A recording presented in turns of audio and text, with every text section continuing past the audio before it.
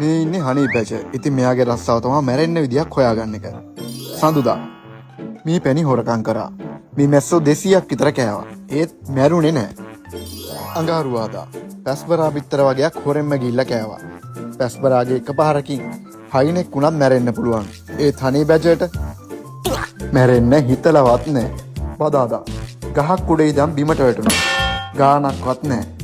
බ්‍රහස්පතින්දා ගෝනුස් එක්ක බඩගින්නට කෑවා. විස ඒ මොකද්ද? සිකුරාදා අධික විස සර්පයෙක්ව හම්බුණා.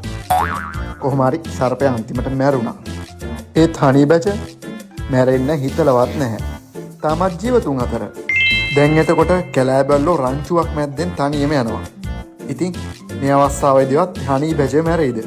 80ක දඩයන් සාර්ථක කර ගැනීමේ සම්භාවිතාවයක් තියෙන දඩයන් බල්ලෝ සෙට් එකකට තමා මේ පාර හනී බැජ අහුනේ. ඉතින් හනී බැජ මැරෙයිද?